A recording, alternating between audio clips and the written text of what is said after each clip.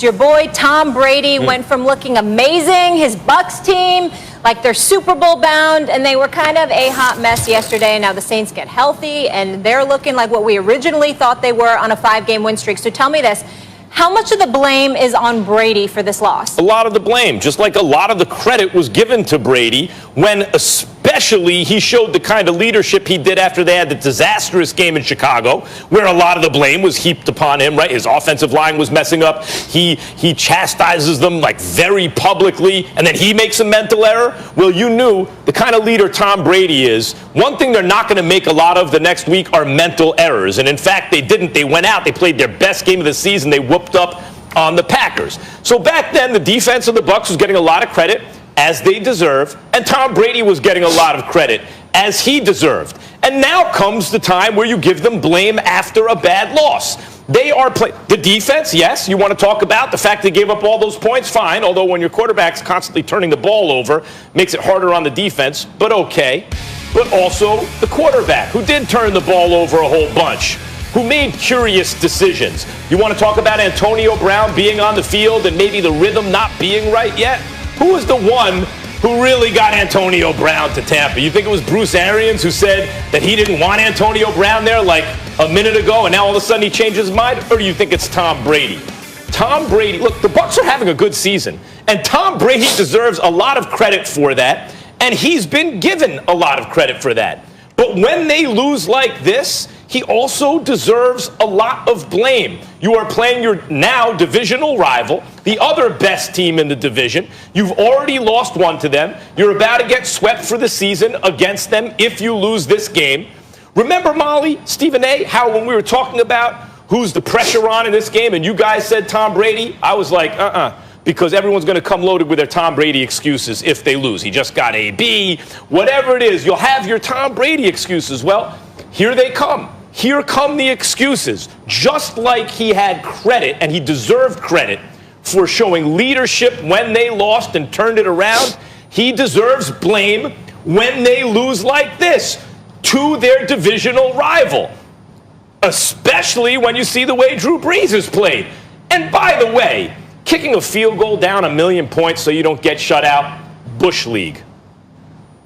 Well, first of all, thank you for highlighting and you really illuminating the fact that you don't listen to people, because the fact of the matter is anybody that watched that game last night ain't making any excuses about Tom Brady. He looked like straight garbage. I don't know who you're talking about is going to make excuses for Tom Brady after they got blown out in the fashion that they got blown out. He looked god-awful. Now, if you want to make sure, if you want to point to folks pointing out how others messed up, as a means to offset what Tom Brady has done or what have you, and you want to use that as an excuse, then I guess you'll have a point here, because I'm looking at Bruce Arians and I'm looking at Todd Bowles and the coaching staff, and I'm looking at Byron Leftwich as well. How the hell do you run the football 5 times? How the hell does Leonard Fournette, of all people, have 1 rush but 6 catches? How does that happen? How do you sit up there and rush the football 5 times when you've got a 43-year-old quarterback you're asking to drop back and throw the ball 30-plus times against a Saints defense that is a quality defense, by the way, that basically pulled their ears back and said, all right, this is how you're going to try to disrespect us? We're coming for you. And speaking of the defense of the Tampa Bay Buccaneers, let's be very, very clear here. You look at a couple of things. I wrote this down. You got Devin White. You got Levante Davis. Of the 13 times they were targeted against as Tampa's linebackers, they allowed 12 catches on 13 targets. That's horrendous. When you look at the cornerbacks, the young dudes, Jamel Dean and Carlton Davis, they're young quarterbacks. They guess a lot. They take chances and what have you. Them and that entire secondary. And you simply can't do that against a Drew Brees. So you've got to point to that, and the fact that the Tampa Bay Buccaneers were immediately in a hole. Now, Tom Brady didn't help.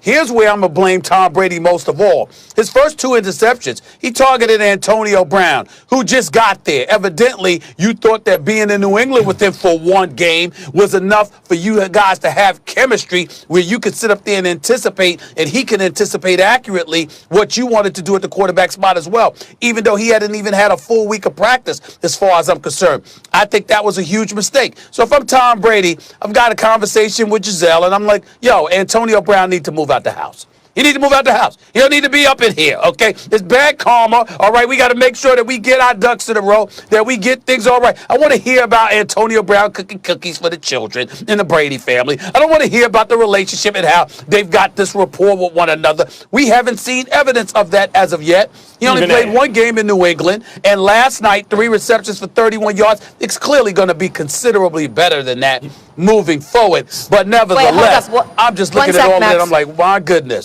My goodness. Because we got a guest here with us, Dan Orlovsky. You can respond, and then we'll get Dan involved. I'm just going to say, of course they're not running the ball a lot. You blink, they're down 5 scores in the first half. How much are you going to be running the ball? Max, you should have ran the ball more than 5 in the first half. I understand, but you're playing from behind. You will run the ball less. And by the way, we've had Leonard Fournette here as a guest on this show. Leonard Fournette is not whether he's a starting caliber running back is debatable. There was a reason he was available in the offseason. But hold on a second. You just got through saying, hey, you're not listening. No one's going to make excuses for Tom Brady. He looked awful, and then blame the coaching staff. This is what I mean. If you want to say AB just got there, who brought AB in? Tom Brady. I said them and him. Okay, go ahead, Dan. Last night's loss is on the coaching staff. Go to the first play of the game. There you go. The first play of the game, they put their rookie right tackle, Tristan Wirfs, one-on-one pass protecting against Cam Jordan.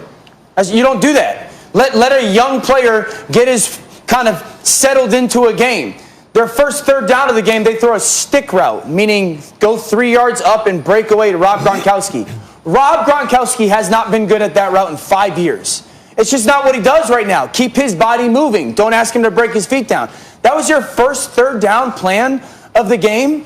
And then the very next drive, the first down, you take a shot. You're down 7-0. You take a shot downfield.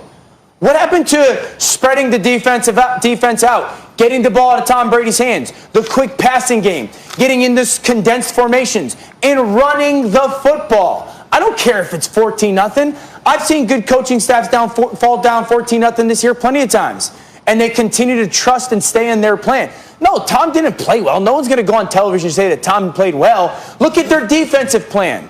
This defense in Tampa Bay excels at a lot of things, but one of them is playing man coverage. Last night in the first half, when that game got out of hand, they ran 16 snaps of zone coverage. 16. You know who's the best zone coverage quarterback in the NFL? Drew Brees, because he can move defenders with his eyes. Why would you line up and play so much zone? Play man coverage.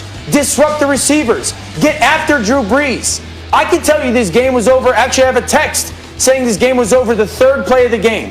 Tom Brady was on the ground twice. Drew Brees looked like he was having a picnic in his back, in the pocket.